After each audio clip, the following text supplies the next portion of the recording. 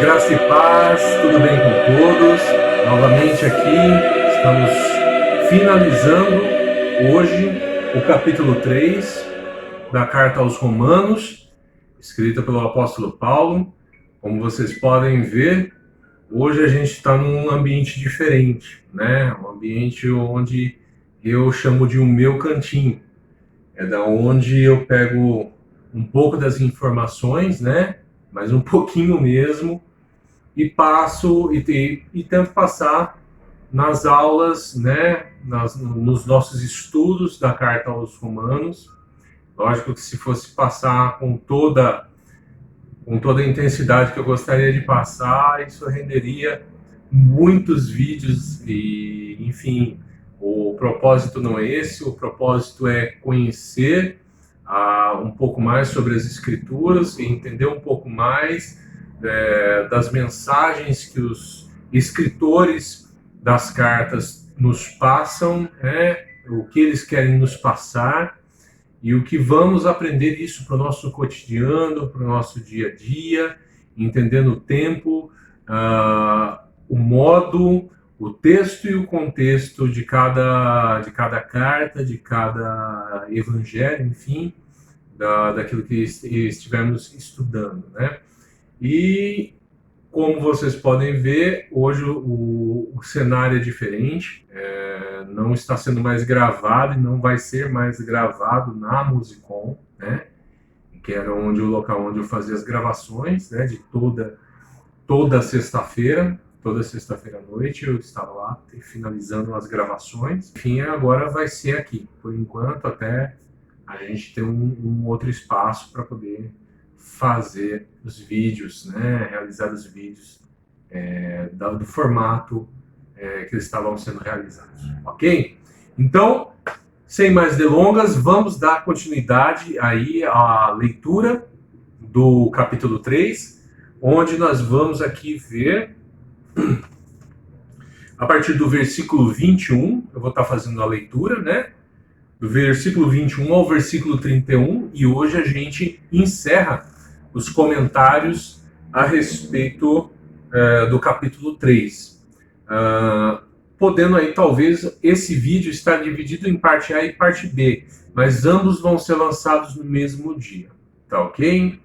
Então, se de repente no meio do vídeo houver um corte, já vão ter o vídeo na sequência aí, junto, os dois links do YouTube vão ser lançados aí no grupo, para que vocês possam estar acompanhando de forma contínua, ok? Então vamos lá, lendo capítulo 3, a partir do versículo 21 até o versículo 31. Mas agora, sem lei, se manifestou a justiça de Deus, testemunhada pela lei e pelos profetas. A justiça de Deus mediante a fé em Jesus Cristo para todos e sobre todos os que creem, porque não há distinção, pois todos pecaram e carecem da glória de Deus, sendo justificados gratuitamente por sua graça, mediante a redenção que há em Cristo Jesus, a quem Deus propôs no seu sangue como propiciação mediante a fé, para manifestar sua justiça, por ter Deus, na sua tolerância, deixado impune os pecados anteriormente cometidos, tendo em vista a manifestação da justiça no tempo presente,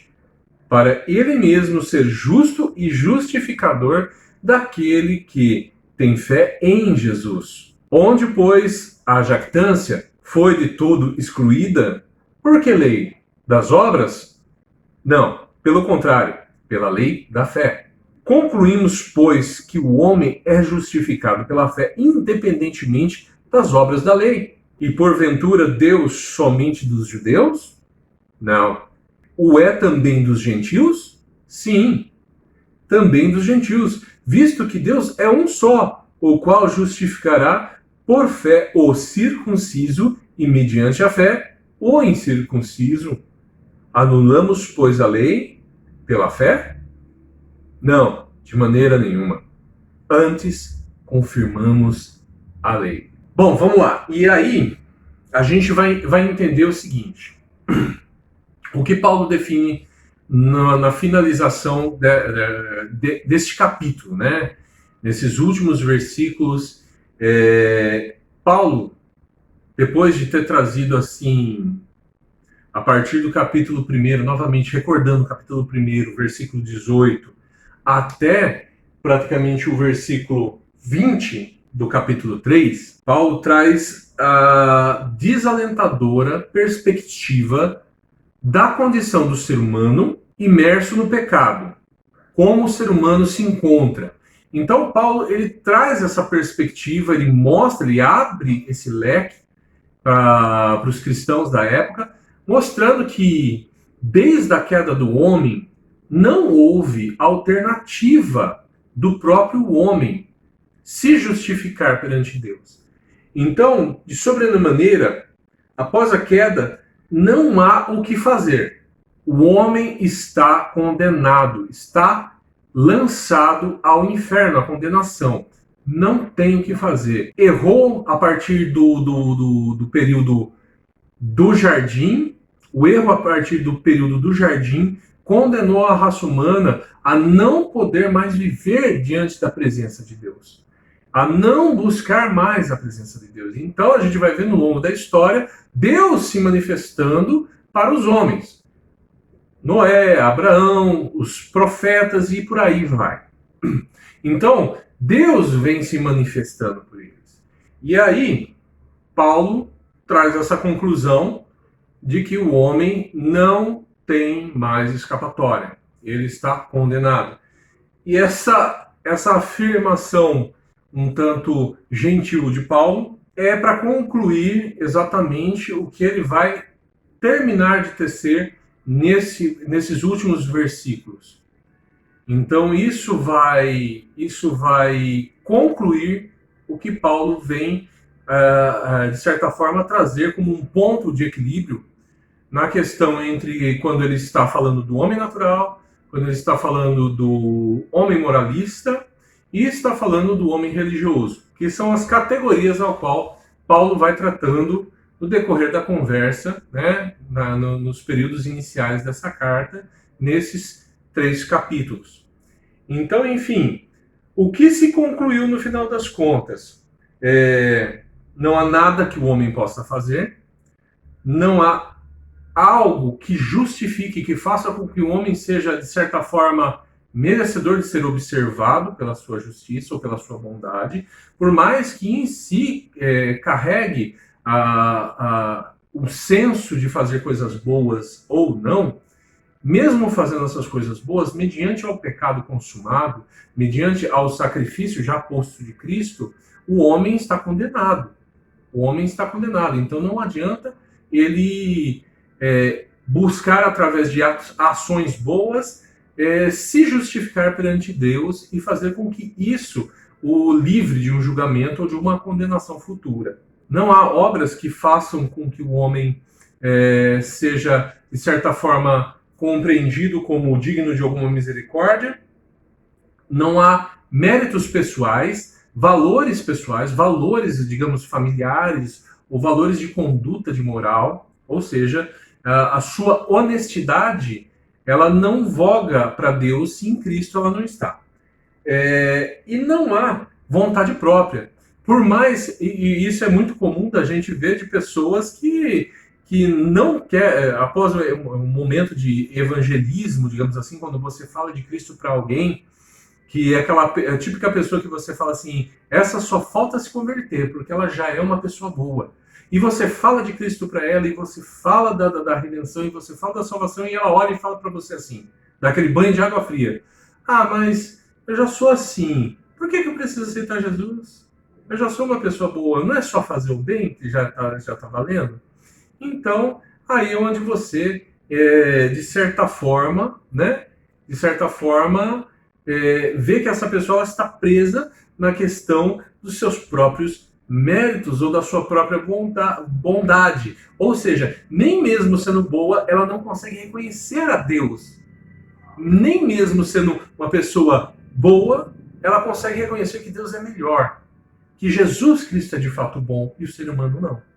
Então, essa é a colocação que a gente tem quando Paulo ele traça e fecha a tampa do que o ser humano é, independente da sua posição, sendo religioso, sendo moralista ou não conhecendo nada disso, um homem natural, um homem entregue aos devaneios e aos pecados assim postos na frente dele.